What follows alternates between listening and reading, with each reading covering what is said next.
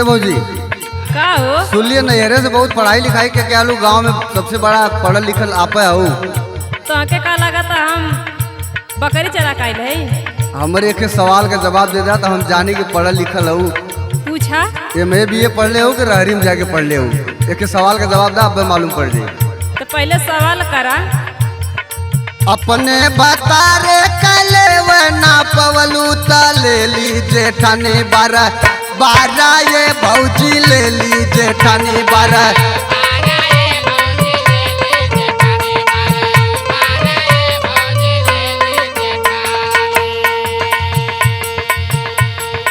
सुना बतावा हम तोरे सवाल का जवाब देते हैं। अदा नमवा सजनवा के लेवे ना पाई तत ले ली जेठानी बारह बारह ये देवरू ले ली जेठानी बारह।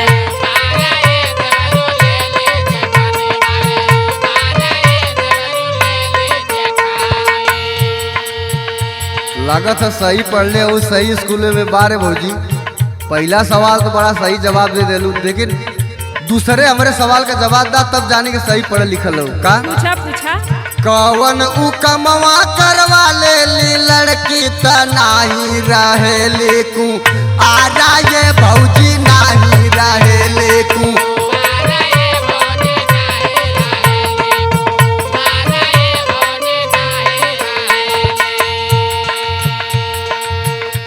सुना बतावा है रेखा निषाद है।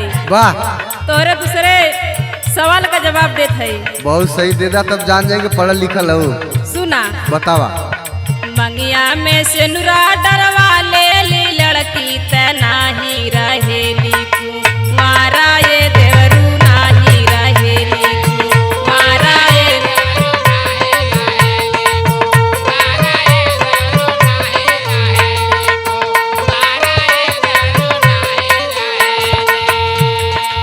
बारे भौजी वाह लगत है सही स्कूल में नाम लिखा के पढ़ ले हो।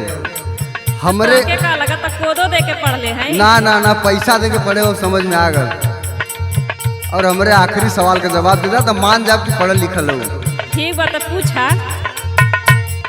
दीने में लिहले पमा जाना आवे त राती में लिहले बारह बारह ये भौजी राती में लिहले बारह।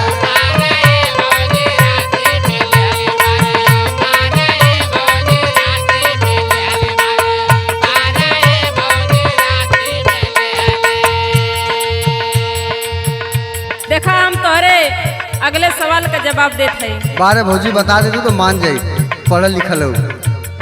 निदिया ना भारत हो दिनवा ना भावे तरतिया में